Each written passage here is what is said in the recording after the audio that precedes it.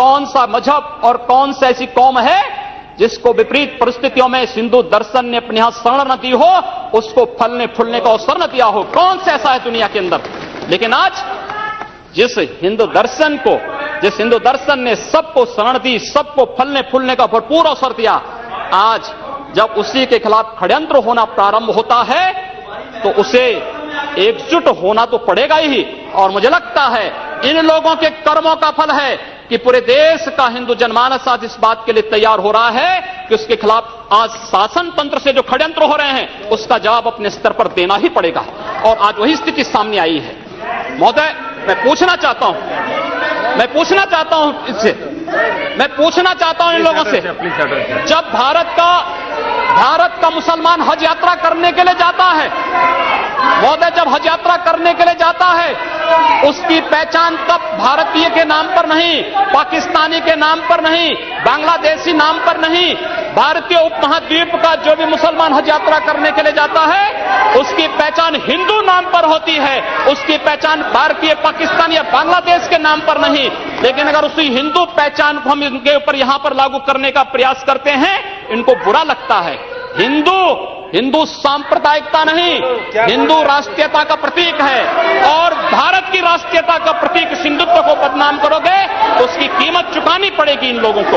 और इसलिए महोदय, मैं आप सबके आपके माध्यम से एक बार कहना चाहता हूं, महोदय, एक बार गुरुदेव रविंद्रनाथ टैगोर ने कहा था, गुरुदेव रविंद्रनाथ टैगोर ने एक बात कही थी। उन्होंने कहा था अगर भारत को समझना है, बैठ जाइए आप, फालतू बात करते हैं। महोदय, उन्होंने कहा, गुरुदेव रविंद्रनाथ टैगोर ने एक बात कही थी और उन्होंने कहा था कि अगर भारत को समझना है तो मैं भारतीय अस्मिता को पहचानना पड़ेगा। और भारतीय अस्मिता को पहचानना है तो स्वामी विवेकानंद के बारे में आप जान लीजिए। स्वामी विवेकानंद ने एक बात कही थी कि गर्व से कहो हम हिंदू हैं।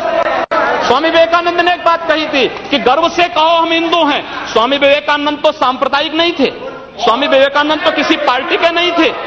स्वामी विवेकानंद ने तो भारत का प्रतिनिधित्व किया था पूरी दुनिया के अंदर। और दुनिया के अंदर जो हिंदू आज पूरे देश के अंदर, पूरी दुनिया के अंदर अपनी सहिष्णुता के लिए पहचाना जाता था, आज उस हिंदू के साथ किस प्रकार का व्यवहार किया जा रहा है, वह कश्मीर से विस्थापित होता है, उसे कश्मीर से निकाला जाता है। एक भी बार इस सदन में चर्चा नहीं होती है, इन लोगों का मुंह नहीं खुलता जब कश्मीर से 3.5 लाख की संख्या में कश्मीरी पंडित निकाले जाते हैं, तब ये लोग नहीं बोलते। पिछले 2012 में असम के अंदर 3 महीनों तक बोडो जनजाति के लोगों को मारा जाता रहा, कोई नहीं बोला। महोदय, कोई नहीं बोला।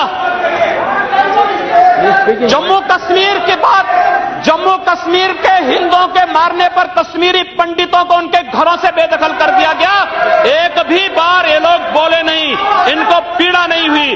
दुनिया के अंदर ये अपने आप में बिरला उदाहरण था जहां पर अपने ही देश में अपने ही जानने वाले लोग विस्थापित होकर के खाना बदोश की जिंदगी जी रहे हैं। उस शर्मनाक घटना की निंदा एक भी बार इन लोगों ने नहीं की।